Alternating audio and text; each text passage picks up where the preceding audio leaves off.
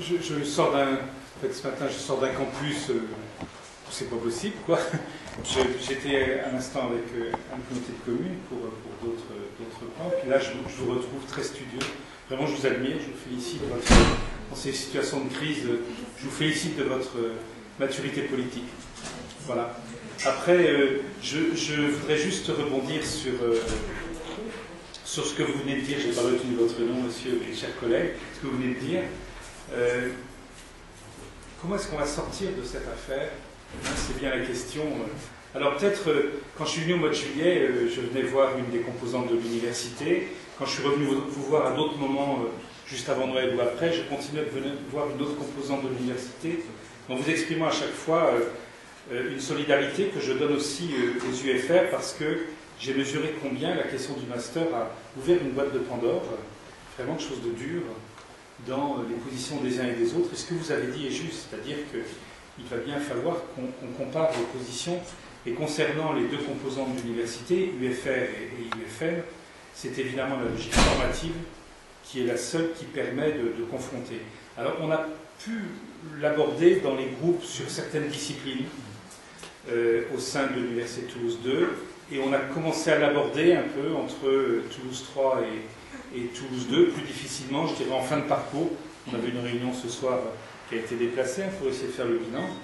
Bon, moi, ce que je voudrais dire, c'est plutôt parler de l'actualité récente. Donc, quelle position a prise la CPU, Conférence des étudiants d'université, sur les masters? Vous savez que, on ne sait jamais pourquoi on fait ça, mais j'ai accepté de prendre la présidence de la commission de pédagogie à la CPU parce que c'est passionnant, évidemment, parce qu'il y a des belles réflexions.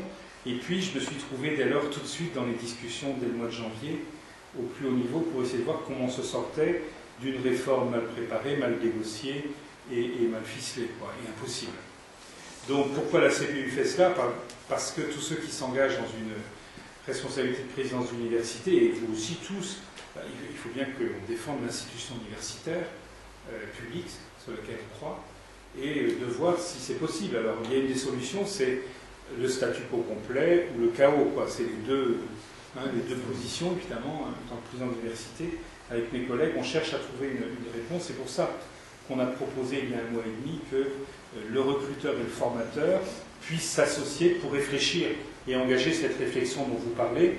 Et je vais vous en donner quelques éléments, comment je la vois, puisque vous savez que la CPU m'a confié le soin de co-présider cette commission si elle se met en place, ces négociations de demain soir et de jeudi toute la journée qui nous permettront de voir si on est dans un cadre sérieux, quoi, hein. Je parlais de cadre sérieux, c'est-à-dire si on est vraiment sur une remise à plat de la réforme ou pas. Donc vous avez bien analysé la situation. L'année prochaine est une année où les concours sont maintenus, où il reste des choses à négocier, notamment les dates, notamment les programmes, notamment où vont s'inscrire les étudiants qui vont les préparer, et également l'année de fonctionnaires stagiaires, c'est-à-dire celle de 2010-2011. Vous avez vu la position que nous avons prise, un tiers au moins de formation à l'université, un tiers au moins, position des organisations syndicales, pas moins de 50%, et je dirais que cette négociation, je ne m'en occupe pas, pour ma part, puisque je suis sur la réforme 2011. Et c'est une autre collègue, Françoise Romain-Civil, la présidence de Paris, Sergi Pontoise, qui est plutôt là-dessus. C'est très difficile d'être dans une négociation avec un gouvernement pour qui ce mot est banni. C'est extrêmement difficile. C'est pour ça qu'on avance beaucoup moins vite qu'il ne faudrait. C'est absolument pas normal. Normalement, excusez-moi, le normalement n'existe pas. On devrait être... bon, cette réforme ne va pas. Comment on définit les cadres de la renégociation, c'est le terme que vous avez utilisé, il n'y a pas d'autre voie. Ou alors le statu quo, ou alors le chaos, c'est-à-dire un blocage durable qui peut nous emmener qu'à fragiliser l'établissement public que nous défendons. C'est ma position, elle est critiquée par certains, je le sais, hein, mais je n'en vois pas d'autres. Alors nous, comment on a réagi? On a réagi tout de suite en disant c'est pas une discussion sur la réforme, c'est une négociation sur la réforme. Hein, vous avez vu dans la lettre adressée par les ministres vendredi, j'ai le texte devant moi, hein. En vue de la mise en place définitive de la réforme, je vous fais connaître mon accord pour que les discussions soient ouvertes dans les plus brefs délais. Ce n'est pas une discussion. La position de la CPU là-dessus sera très claire. Si cette commission vise à préparer la mise en place définitive de la réforme sur la formation des maîtres, ce sera un travail de négociation. Ça ne peut pas être autre chose. Et la discussion que l'on a, c'est les limites de la discussion, et les limites de notre discussion du côté du recruteur sont sur l'année de fonctionnaire stagiaire. Là-dessus, ils estiment que le formateur n'a plus à discuter, c'est pas la position que nous prenons. Nous estimons un peu, ce qui ressort de nos ateliers, que c'est bien du L3 au T1, voire en formation continue ensuite, qu'on doit analyser véritablement une formation de qualité des futurs enseignants.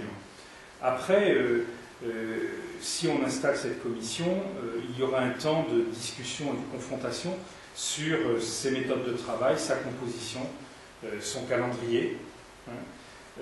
Et alors, je ne vois pas d'autre ligne que celle que vous avez développée. C'est-à-dire,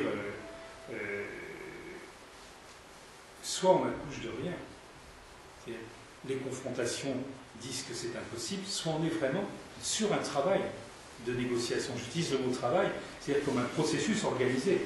Donc, on vous indiquez, vous, comme position des UFM, c'est que le premier allié est bien évidemment les UFR. Alors, je ne dis pas université, parce que vous êtes université, et comme président d'une université, vous êtes une composante. Donc, entre les deux composantes qui peuvent avoir des accords, je pense, mais également de profonds désaccords aussi, c'est évidemment entre UFR et UFM. Je pense que, quand je regardais vos scénarios, je me disais, oui, là, vous défendez l'école interne.